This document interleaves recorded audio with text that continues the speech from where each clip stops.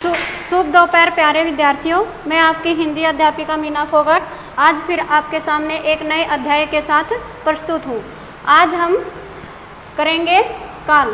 इससे पहले हमने किया था क्रिया क्या होती है, किसे कहते हैं, ये सब हमने पीछे पढ़ा था। और आज हम करेंगे काल का अर्थ होता है समय का बोध कराने के लिए क्रिया का रूप परिवर्तन या रूपांतर, यानी कि क्रिया का क्या होना चाहिए, रूप परिवर्तन या रूपांतर। रूपांतर यानी कि बदलाव, यानी कि उसका क्या होना चाहिए, रूप बदल जाना चाहिए। क्रिया के होने काल किसे कहते हैं। अब हम चलते हैं कि भी क्रिया के होने या करने के समय को क्या कहते हैं, हम काल कहते हैं। अर्थात यानी कि जिससे हमें क्या पता चलता है कि भी वह काम कौन सी समय में हो रहा है, वो क्या हो जाएगा हमारा काल। फिर आता है हमारे काल के भेद। काल के कितने भेद होते हैं, काल के मुख्य रूप से कितने हैं भाई, 3 भेद होते हैं। कौन कौन से, सबसे पहला है हमारा भूतकाल, दूसरा है हमारा वर्तमान काल और तीसरा है हमारा भविष्यत काल। उसके आगे फिर हमारा आता है भूतकाल। भूतकाल क्या होता है, जैसे कि हमें नाम से भी पता चलता है, बीते हुए समय का बोध जहाँ पर होता है, हमें जिस शब्द से या जिन शब्दों से बीते हुए समय का बोध होता है, यानी कि हम कह सकते हैं कि भी ऐसे कार्य का जो लिखने या बोलने से पहले हुआ था उसे हम क्या कहते हैं, यानी कि जो हमने लिखा है या बोला है उससे पहले वो काम हो चुका था, उसे हम क्या कहेंगे, भूतकाल कहेंगे। जैसे वह पिछले वर्ष आया था, यानी कि ये आया था, कब आया था भाई, पिछले वर्ष, यानी कि जो हमारा वर्ष बीत चुका है उसमें यह आया था। तो ये क्या हो गया, हमारा बीते हुए समय के बारे में हमें क्या कर रहा है, ये बोध करा रहा है, तो इसको हम क्या कहेंगे, भूतकाल। फिर आता है कि भाई भूतकाल के भेद। भूतकाल के कितने भेद होते हैं, हमारे भूतकाल के 6 भेद होते हैं। कौन कौन से, सामान्य भूत, आसन भूत, पूर्ण भूत, अपूर्ण भूत, संदिग्ध भूत और हेतु मद भूत। सबसे पहले आता है हमारा सामान्य भूत। सामान्य भूत क्या होता है भाई, यानी कि क्या होता है, इससे बीते हुए समय का बोध होता है, लेकिन हम यह नहीं बता सकते कि भी काम कब समाप्त हुआ, यानी कि हमें यह नहीं पता चलता कि भी काम कब समाप्त हुआ था, लेकिन बोध किसका करा रही है, हमें बीते हुए समय का। जैसे कि हमने लिखा है यहाँ पे, मैं कल मम्मी पापा के साथ फिल्म देखने गया था, यानी कि कब गया था भाई, कल गया था, जो समय हमारा बीत गया है उसमें गया था, लेकिन कब गया था वो टाइमिंग नहीं है कि भाई 2 बजे दोपहर में गया था या सुबह 8 बजे गया था या शाम को 5 बजे गया था, वो हमें नहीं पता है। तो जहाँ पर हमें क्या हो भाई, बीते हुए समय का पता चलता है, लेकिन वो काम कब समाप्त हुआ है उसके बारे में हमें पता नहीं चलता है, उसको हम क्या कहेंगे, सामान्य भूत। दूसरा है हमारा आसन भूत। आसन भूत क्या होता है भाई, यानी कि जिससे हमें क्या पता चलता है कि भाई जो काम भूतकाल में आरंभ हुआ था वह वर्तमान से कुछ पहले समाप्त हो गया है, यानी कि जो हमारा वर्तमान समय आने वाला है उससे थोड़ी सी देर पहले ही हमारा क्या हो गया है, वो काम समाप्त हो गया है, उसे हम क्या कहेंगे, आसन भूत, यानी कि निकट। आसन का अर्थ क्या होता है वैसे, निकट, यानी कि निकट का मतलब कि भाई वर्तमान समय हमारा आने वाला है, लेकिन उससे पहले थोड़ी सी देर पहले ही वो काम क्या हुआ हो, समाप्त हुआ हो, उसे हम क्या कहेंगे, आसन भूत। जैसे उसने परीक्षा पास की है, यानी कि अभी अभी परीक्षा मैंने उसे देखा है, यानी कि मैंने उसे भाई अभी अभी थोड़ी सी देर पहले ही क्या किया था, देखा था। ठीक है, तो ये हमारा था आसन भूत। उसके आगे है फिर हमारा पूर्ण भूत। पूर्ण यानी कि नाम से भी हमें पता चल रहा है, पूर्ण यानी कि पूरा हो चुका हो जो काम, यानी कि काम बहुत पहले समाप्त हो चुका है, यानी कि जो हमारा समय चल रहा है उससे बहुत पहले समाप्त हो चुका है। जो अभी भूतकाल है उससे बहुत पहले समाप्त हो चुका है। जैसे 1947 तक अंग्रेज भारत को लूट चुके थे, यानी कि कब की बात की जा रही है, बहुत पहले की, यानी कि अभी जो भूतकाल है उसकी नहीं बल्कि बहुत ज़्यादा पहले समय के बारे में जो बताता है हमें, वो क्या होगा, हमारा पूर्ण भूत। अगला है फिर हमारा अपूर्ण भूत। अपूर्ण भूत क्या होता है, यानी कि जहाँ पर काम तो भूतकाल में हो रहा हो, लेकिन जब हमने देखा था तब वो क्या हो रहा था, जारी था, वो चल रहा था वो काम, तो उसको हम क्या कहते हैं, अपूर्ण भूत। यानी कि रागिनी खेल रही थी, जब मैंने देखा तब क्या कर रही थी, रागिनी खेल रही थी, यानी कि पहले की बातें कर रहे हैं हम, लेकिन वो भाई खेल रही थी, उसने खेल समाप्त कर दिया है या कब तक खेली वो हमें नहीं पता है, लेकिन वो बातें किसकी कर रही थी, यानी कि जब मैंने देखा तब वो खेल रही थी, तो ये क्या होगा, हमारा अपूर्ण भूत। फिर आता है हमारा संदिग्ध भूत। संदिग्ध यानी कि संदेह। संदिग्ध क्या होता है, संदेह, यानी कि क्या होता है जिसके अंदर हमें संदेह पाया जाए, यानी कि जिस क्रिया के होने पर या करने पर हमें क्या होता है, संदेह होता है, लेकिन वो काम किस में हुआ हो, भूतकाल में ही हुआ हो। भूतकाल में संदेह की स्थिति में जो काम होता है उसको हम क्या कहेंगे, संदिग्ध भूत। जैसे उसने खाना खा लिया होगा, यानी कि पता नहीं भाई खाया है भी या नहीं खाया था उसने, लेकिन भाई हमें संदेह है, इसी कारण से हमने क्या किया है, उसने खाना खा लिया होगा, कि भाई हो सकता है उसने खाना खा लिया होगा। ठीक है, तो ये भी क्या था हमारा, संदिग्ध भूतकाल। उसके आगे है हेतु, हेतु मदभूत। हेतु का अर्थ क्या होता है, कारण, यानी कि एक क्रिया के ऊपर यहाँ पर दूसरी क्रिया निर्भर करती है। जैसे जिस क्रिया से यह जाना जा सके कि कार्य भूतकाल में हो सकता था, परंतु कोई अन्य कारण से क्या हुआ कि भी वो काम ना हो पाया हो, वो वहाँ पर कौन सा काल होगा हमारा, हेतु, हेतु मदभूत। जैसे यदि वर्षा होती तो फसल अच्छी होती, यानी कि फसल का अच्छा होना किसके ऊपर निर्भर करता है, वर्षा के ऊपर निर्भर करता है, कि भाई यदि वर्षा अच्छी हो जाती तो क्या होता, भाई फसल भी अच्छी होती। तो ना तो वर्षा हुई ना फसल अच्छी हुई, तो एक के ऊपर क्या हो गया, दूसरा निर्भर हो जाना, वो क्या होगा हमारा हेतु, हेतु मदभूत। यदि वर्षा होती, यानी कि ना तो वर्षा हुई ना फसल अच्छी हुई, अगर हो जाती तो क्या होता, फसल भी अच्छी हो जाती। यदि शुरुआत में मेहनत कर लेते तो अच्छे अंक आते, जैसे आपके टर्म 1 चले हुए हैं, अगर आप मेहनत करोगे तो क्या होगा, आपके नंबर अच्छे आएंगे। यदि पहले मेहनत करोगे तभी तो नंबर अच्छे आएंगे ना, अगर मेहनत नहीं करोगे तो नंबर अच्छे भी नहीं आएंगे। ठीक है, तो एक के ऊपर दूसरी क्रिया का निर्भर होना भी वहाँ पर कौन सा होगा काल, हेतु, हेतु मदभूत। उसके आगे है फिर हमारा वर्तमान काल। सबसे पहले हमने किया है भूतकाल, भूतकाल के हमने किए हैं 6 भेद। उसके आगे है फिर हमारा वर्तमान काल। वर्तमान काल क्या होता है, यानी कि वर्तमान समय के बारे में जब बताया जाता है, यानी कि क्रिया के जिस रूप से वर्तमान समय में कार्य के होने का बोध होता है, यानी कि जो काम अभी चल रहा है फिलहाल, उसको हम क्या कहेंगे, वर्तमान काल। जैसे चिड़िया उड़ रही है, अध्यापिका पढ़ा रही है, सूर्य पूर्व से उगता है।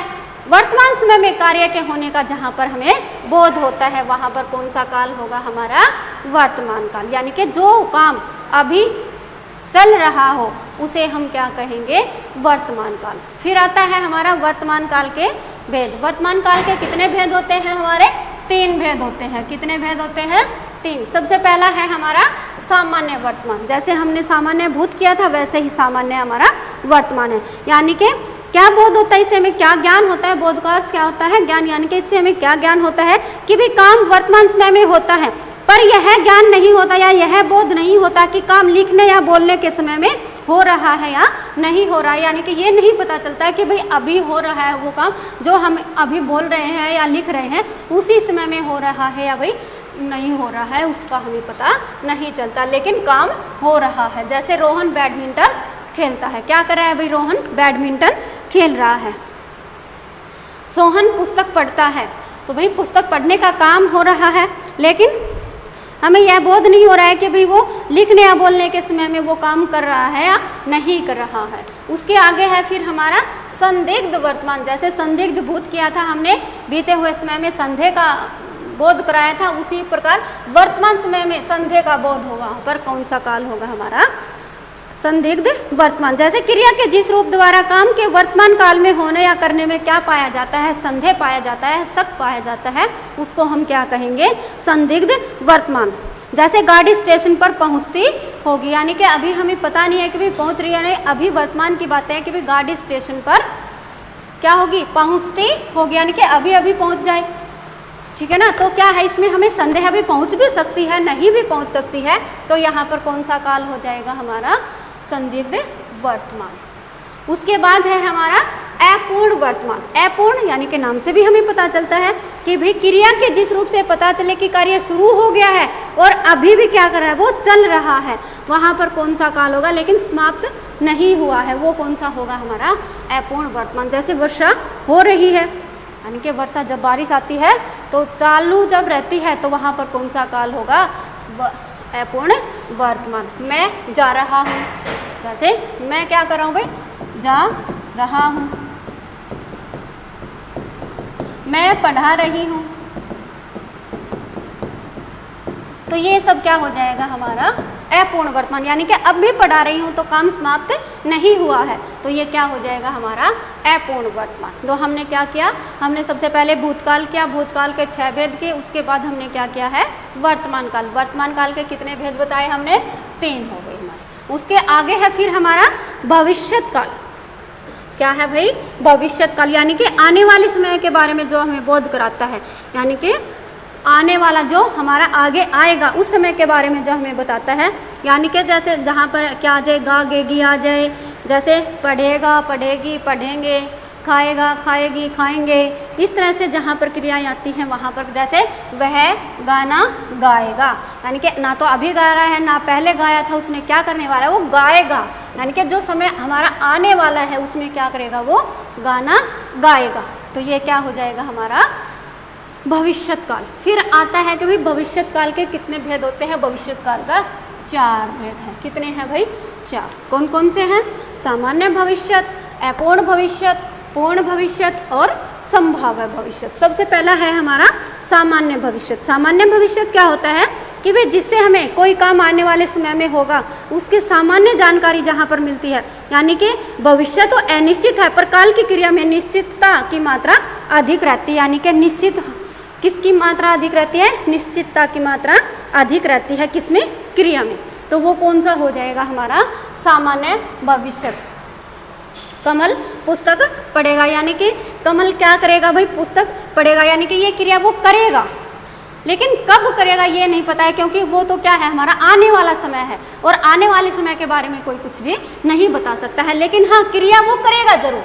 क्या करेगा वो, क्रिया जरूर करेगा। तो क्रिया तो निश्चित है, क्रिया क्या है भाई हमारी निश्चित है, लेकिन समय निश्चित नहीं है, क्योंकि आने वाले समय के बारे में कोई कुछ भी नहीं बता सकता है। उसके आगे है फिर हमारा अपूर्ण भविष्यत।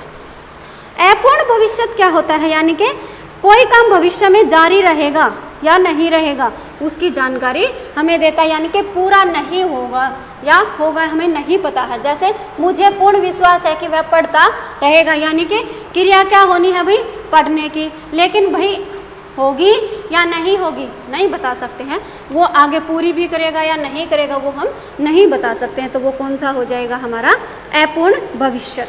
फिर आगे है हमारा पूर्ण भविष्यत। इससे क्या बोध होता है, हमें क्या जानकारी मिलती है कि भाई इससे हमें ज्ञान प्राप्त होता है कि भविष्य में कोई काम पूर्ण रूप से समाप्त हो जाएगा, यानी कि पूरा वो समाप्त होगा। इसलिए यहाँ पर क्या होगा, पूर्ण भविष्यत, यानी कि यहाँ पर अपूर्ण है, यहाँ पर होगा या नहीं होगा निश्चित नहीं कह सकते हैं, लेकिन यहाँ पर क्या होगा भी वो पूर्ण होगा। जैसे वह काम समाप्त कर चुकेगी, वह काम समाप्त कर चुकेगी, यानी कि संसार नहीं रुकेगा, यूं ही चलता रहेगा, यानी कि ये संसार क्या है भाई ऐसे ही चलता रहेगा, चाहे हम हो या ना हो, ये संसार तो क्या करेगा भाई ऐसे ही चलता रहेगा। उसके आगे है फिर हमारा संभाव्य भविष्यत। संभाव्य भविष्यत क्या होता है, इससे भविष्य में काम होने की संभावना या इच्छा की पूर्ति की संभावना का भाव होता है, यानी कि ये संभावना, संभाव्य यानी कि संभव है क्या कि भाई ये भविष्य में काम होने की संभावना है, यानी कि ये जो इच्छा की पूर्ति है वो संभाव्य भविष्य में जो इच्छा है वो पूर्ण होगी। तो ये क्या होगा हमारा संभाव्य भविष्य। जैसे कि भाई हो सकता है वर्षा हो, यानी कि हम मौसम को देखकर अंदाज़ा लगा देते हैं कि भाई अगर बादल छाए हुए होते हैं, थोड़ा सा मौसम खराब होता है तो हम क्या कहते हैं भाई हो सकता है बारिश हो जाए। तो ये क्या हो सकता है हमारा संभाव्य भविष्य, यानी कि हो सकता है वह कल आए, यानी कि जैसे कोई हमारे घर से गया हुआ है और मान लो वो बताता है कि भाई मैं कल आ जाऊंगा, तो हम पूर्ण रूप से ये नहीं बता सकते कि भाई हो भी सकता है वो आ भी जाए और ना भी आए। तो वहाँ पर कौन सा होगा हमारा संभाव्य भविष्य। तो प्यारे बच्चों हमने किया है आज कौन सा किया है, आज हमने किया है भाई काल। काल किसे कहते हैं, काल के कितने भेद होते हैं, यानी कि जो हमें समय के बारे में बताता है उसे हम क्या कहते हैं, काल कहते हैं। फिर हमने किया है कि भाई काल के कितने भेद होते हैं, काल के मुख्य रूप से 3 भेद होते हैं। सबसे पहले हमने किया है भूतकाल, दूसरा हमने किया है वर्तमान काल और फिर हमने किया है भविष्यत काल। जैसे हमने किया भाई भूतकाल, वर्तमान काल और भविष्यत काल। उसके बाद हमने किया है भूतकाल। भूतकाल के कितने भेद किए हमने, 6 भेद किए हैं। सबसे पहले हमने किया सामान्य भूत, दूसरा क्या हमने आसन भूत, आसन यानी कि निकट। उसके आगे हमने किया पूर्ण भूत, फिर हमने किया अपूर्ण भूत, संदिग्ध भूत और फिर हमने क्या है हेतु हेतु मदभूत। उसके आगे फिर हमने किया है वर्तमान काल। वर्तमान काल किसे कहते हैं, यानी कि वर्तमान काल में क्या होता है कि भी कार्य के होने का बोध होता है वर्तमान समय में। कब कि भाई वर्तमान समय में वो कार्य हो रहा है, वो वहाँ पर कौन सा काल होगा हमारा वर्तमान काल। फिर हमने क्या भी वर्तमान काल के कितने भेद होते हैं, वर्तमान काल के हमने किए 3 भेद। कौन कौन से किए हैं हमने वर्तमान काल के 3 भेद, सामान्य वर्तमान, संदिग्ध वर्तमान और अपूर्ण वर्तमान। उसके बाद हमने किया है भविष्यत काल। भविष्यत काल यानी कि आने वाले समय की जानकारी जो हमें देता है वो कौन सा काल होगा हमारा भविष्यत काल। फिर हमने क्या है भविष्यत काल के कितने भेद होते हैं, भविष्यत काल के 4 भेद होते हैं। कौन कौन से किए हमने भविष्यत काल के, सामान्य भविष्यत, अपूर्ण भविष्यत, पूर्ण भविष्यत और संभाव्य भविष्यत। तो प्यारे बच्चों, आशा करती हूँ कि भी आप सभी को यह लेसन अच्छे से समझ में आया होगा। और यदि फिर भी आपको कोई समस्या रहती है, कोई डाउट रहता है, तो आप मुझे कांटेक्ट कर सकते हैं। धन्यवाद।